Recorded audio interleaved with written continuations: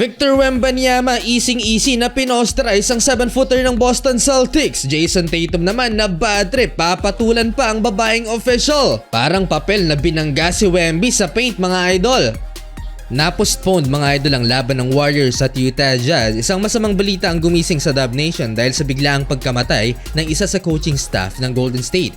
Ang 46 years old si Dejan Milojevic, ang kababayang Serbian ni Nikola Jokic. Ayon kay Woj, nagkaroon ng serious health issue si Coach Dejan habang nasa isang restaurant sa Salt Lake City. Siya yung nasa likod lagi ni Steve Kerr tuwing may laban ng Golden State Warriors. Samantala, Pascal Siakam tagumpay na nakuha ng Indiana Pacers. Ang package na nakuha ng Raptors ay kasama si Bruce Brown Jr. at 3 first-round picks. Mas lalong lumakas ang Pacers sa pag-acquire sa 2-time All-Star at NBA champion.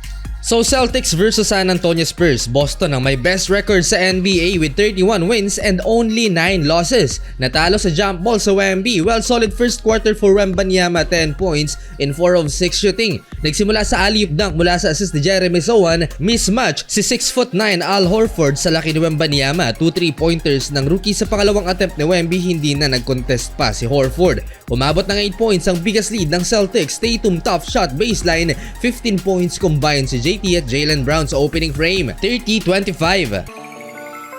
Second quarter, Peyton Pritchard back-to-back 3-pointers. Huyo ang depensa ni Wembanyama sa 6'1" guard ng Celtics. Naging 11 points ang lamang ng Boston. Nakakasagot pa so far si Wemby after ng run na yan, mid-range. Pero etong si Jason Tatum at Drew Holiday nag-take over. Perfect 4 of 4 beyond the arc si Holiday. 14 points para sa point guard ng Boston. 17 points naman si JT. Hindi napigilan ng Spurs, shooting 63% from the field. Natapos ang first 2 quarters 70-45 in favor of Boston Celtics. Naging papel naman si Victor Wembanyama sa backup big man ng Boston Celtics. Third quarter, though in control ang Boston Celtics, malaking lamang nila sa Spurs na bad trip itong si Jason Tatum sa officials, particular sa babaeng referee dahil sa mga missed calls na reklamo ni Tatum. Dito sa pag-swing ng kalaban sa tenga niya, nagsimula ang frustration ni JT. Bumawi naman ang Celtic superstar at nakakapag-dress. No easy basket naman for Wembanyama, nahirapan ng rookie, tila naging buenas pa ang layup na to sa pag-contest ng kalaban. Papatapos ang quarter, nagalit na naman si Tatum sa depensa ng San Antonio Spurs. Tumulong si Wemby, may kasamang pamimisikal pero no call.